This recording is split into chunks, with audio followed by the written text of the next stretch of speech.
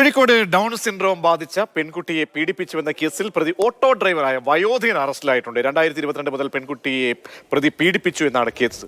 ഓട്ടോയിൽ പോകുന്നതിനിടെ പീഡിപ്പിക്കുകയായിരുന്നു എന്നാണ് ലഭ്യമാകുന്ന വിവരം.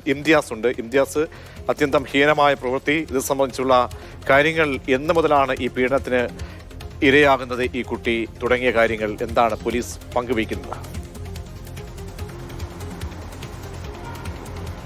പ്രജീഷ്, നടക്കാവ് പോലീസാണ് ഈ ഓട്ടോ ഡ്രൈവറായിട്ടുള്ള പ്രതിയെ ഇപ്പോൾ അറസ്റ്റ് ചെയ്തിരിക്കുന്നത്. 2022 മുതൽ ഈ ഡൗൺ സിൻഡ്രോം രോഗം ബാധിച്ച കുട്ടിയെ ഇയാൾ പീഡിപ്പിക്കുന്നുണ്ട്, മാനസികമായും ശാരീരികമായും പീഡിപ്പിക്കുന്നുണ്ട് എന്നാണ് പോലീസ് പ്രാഥമികമായി ഇതിൽ ഇപ്പോൾ നൽകിയിരിക്കുന്ന വിവരം.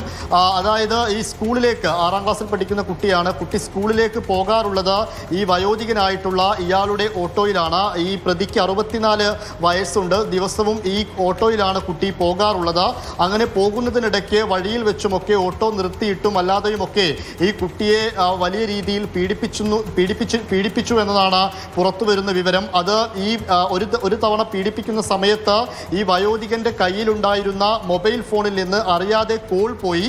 അങ്ങനെ മറുതലക്കൽ ഫോൺ എടുത്ത ആളാണ് ഈ പീഡന വിവരം ആദ്യമായിട്ട് അറിഞ്ഞത്. പിന്നീട് അത് പുറത്ത് വീട്ടുകാരെയും ബന്ധുക്കളെയും ഒക്കെ അറിയിക്കുകയായിരുന്നു. അബദ്ധത്തിൽ പോയൊരു ഫോൺ കോളാണ് ഈ വിവരം പുറത്തെത്തിച്ചത് എന്നുള്ളതാണ് കാര്യം. എന്തായാലും പോക്സോ വകുപ്പ് പ്രകാരം ഈ വയോധികനായ 64 വയസ്സുള്ള ആൾക്കെതിരെ ഇപ്പോൾ പോലീസ് കേസെടുത്തിട്ടുണ്ട്. ഇന്ന് തന്നെ അദ്ദേഹത്തെ കോടതിയിൽ ഹാജരാക്കിയതിനു ശേഷം റിമാൻഡ് ചെയ്യുകയും ചെയ്യും.